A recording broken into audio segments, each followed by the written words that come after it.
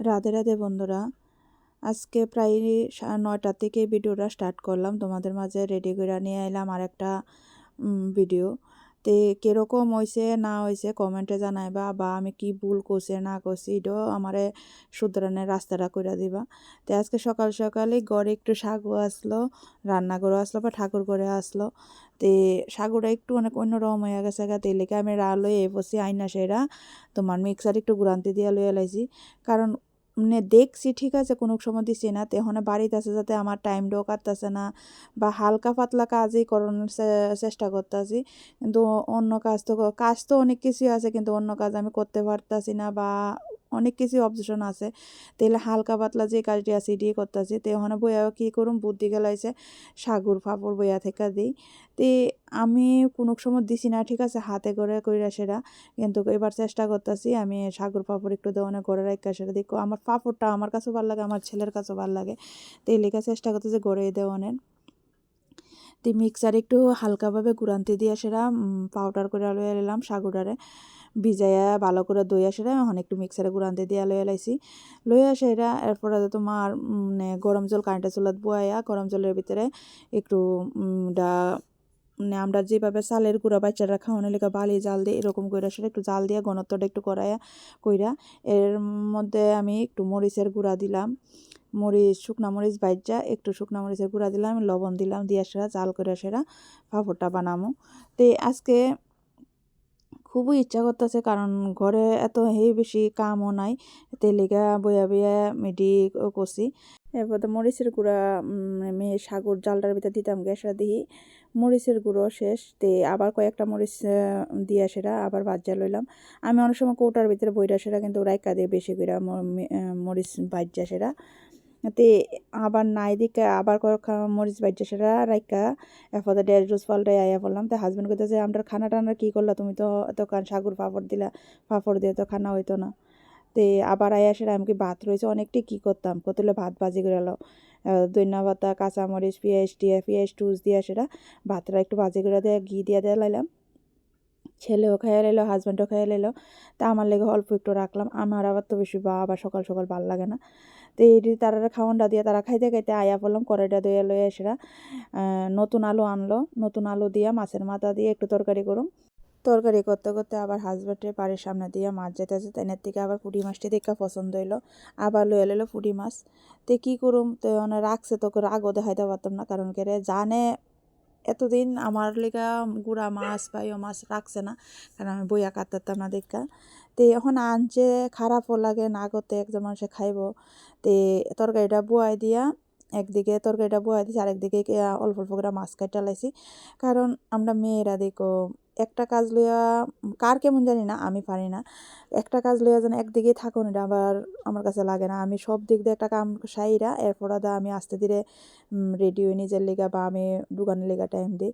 তো এখন দোকানও আস্তে আস্তে শুরু করুম, কারণ অক্ষণ যাতে শরীরটা একটু হয়েছে সংসারের কাজটা একটু গুছাই লই, কারণ অনেক দিনের কাজ আমার জমা গেছে গা। আর দোকানটার ভিতরে আমি একটু অনেক টাইম কম দিতেছি, কারণ অক্ষণে যাইলে দোকানে ঠিকই কাজ আইব, বা কাস্টমার আইব বা ইয়ে করবো। আমি যদি তার মন মতো কাজটা না দিতে পারি একটু প্রবলেম হয়ে যাবো গা। আমার মিশিংটা যেন আমি যেটা বুকিং করছি এটা 26শে জানুয়ারিতে আইব, নতুন বছরে আইব। তে মেশিনটা আমার আনানোর ইচ্ছা আছে হাই স্পিড, তো কিন্তু এই কোম্পানিটা আমরা আগরতলার ভিতরে নাই, উষা কোম্পানিটা আছে। তো এই লেগে আমি একটু করতেছি, কারণ শরীরেরও একটু যন্ত্রণা আছে, কয়েকদিন আমি হাইটটা গিয়ে সেরা আমার কোমর ব্যথাটা বাড়ছে। তো এই লেগে একটু অনেক করতে পারি। আমার হাজব্যান্ডও কইতেছে ওখানে কয়েকটা দিন রেস্ট করো, এরপর মেশিনটা আনলে তো তুমি যাওয়া নতুন বছরের থেকে আবার আমি দুর্গমনে যাওয়ানোর চেষ্টা করুম। চেষ্টা বলতে জোরদারে আমি মনের জোর নিয়ে এসে আবার চলানোর চেষ্টা করুম। তে অক্ষণে বাড়ি ঘরের কাজ টাজটি যেটি আছে গুছাইয়া লইয়া লাইতেছে, কারণ আমার ঘরের বাইরে বা যে অবস্থা হইয়া রয়েছে বাড়ি ঘরের, যার নিজের কামটা যেটুকু গুছাইয়া করন বা একটা সুন্দর করে রাহন, এটা অন্যের কাজ দিয়ে কিন্তু না কইয়া কইয়া একটা মানুষের কিন্তু বারে বারে করা যায় না। তো এ লেগে আমার ঘরের কাজটা একটু গুছাইয়া এরপরে আমি দোকানের আবার প্রস্তুতি নিতে আসি, কারণ অক্ষণে শরীরটার পরিবর্তনটা একটু মোটামুটি ভালো।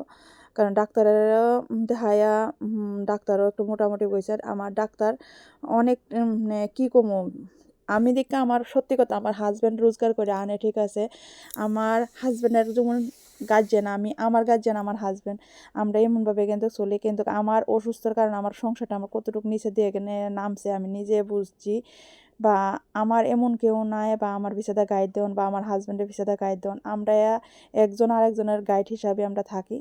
তে 2টা বাচ্চার দিকেও ছায়া সারা ভগবান যেন আমার এইবার সুস্থ করে তুলছে, এইটাই আমি ঠাকুরের কাছে অনেক অনেক অনেক কৃতজ্ঞ। তো তোমরা লোক কথা কইতে মাছ কাইটা উঠান বাড়ি ঝাড়ু দিয়া রেডি আয়া ফেললাম। আমার পাশের একজন জাল তোমার সাজতে হইব, তারা ননদের বিয়া, তে তাই নাও সাজতে হয়েছে, তাই না রেডি করে দিলাম।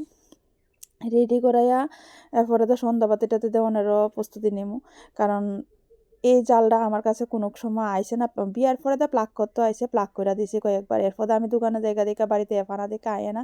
তো এবার আয়া কথা আয়া কইতাছে, দিদি আমার কোথাও চুলটা বাঁধা দিবা, মেকআপ করানো লাগতো না, শুধু চুলটা বাঁধা দিবা, শাড়িটা পরাই দিবা। তো আমি বলছি তুমি আয়ো। তো বাড়িতে আমার এই জালটারে রেডি করে গেলাম দোকানে, বাতি টাতি দিয়ে সেরা দোকানে গিয়ে হাজব্যান্ডে কইছিলাম কত সকালবেলায় আইনা ফুল টুল দিয়া গেছিলো, তাই না আমার উপরে দায়িত্ব দিয়েছিলো তুমি ফুল টুল দিয়ে লই আইবা দিদি, আমি তো বাইরে আনানোর মতন নাই।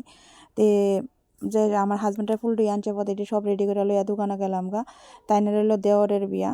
তে আমি এই ড্রেসটা যেন তোমরা দেখাইছি লাস্ট, এই ড্রেসটা সেলাই এসে অসুস্থ হয়েছিলাম, একটা ব্লাউজ সেলাই কাটিং করছি আর এই ড্রেসটা কাটিং করে সিলি করছি, এরপরে দিয়ে অসুস্থ হয়ে বিছনাথ পড়ছি। তো এবারে দোকানে যায় সেটা এই বন্ডারে রেডি কইরা শাড়ি পরাইয়া চুল বান্ধা মেকআপ করাইয়া রেডি করলাম। তে এটা হইলো তাইনের ফুল লুক, কেমন হয়েছে কমেন্টে জানাইবা। তে একজন মেকআপ ছাড়া আর একজনে ফুল মেকআপ করে সেরই তে রেডি করলাম। তে এরপরে রেডি করে আয়া পড়লাম 7:30 বাজে, হাজব্যান্ড আইসে অফিস থেকে এসে একটু পায়েসের আয়োজন লইছি দোকান থেকে, আমুল লিকুইডটা লইছি। এই আয়াসরা আমার ছেলে আজকে কয়েকটা দিন ধরে কইতাছে, তে আমারও ইচ্ছা করতেছে। তো এরপর দেখা আয়া বাড়িতে এসে একটু রেস্ট করলাম, কতক্ষণ রেস্ট কইরা পায়েসটা বয়াইছি, কারণ রাত্রে রান্না টান্না শেষ কইরা পুঁটি মাছের তরকারি একটু করছিলাম। এটার ভিডিও কোনো স্কিপ নিয়েছি না, কারণ ভিডিওটা অনেকটাই বড় হয়ে যাবে আর তোমরা জানো 8 মিনিট 9 মিনিট বা 10 মিনিটের ভিতরে পুরা 24 ঘন্টার ভিডিও দেওয়ান যা কিনা, তবে এটা থেকে একটু একটু একটু সেরা। আর আমি তো নতুন এই ধরতে গেলে অনেক বড় বড়রা আছে, হয়তো এত বেশি দেও না ভিডিও।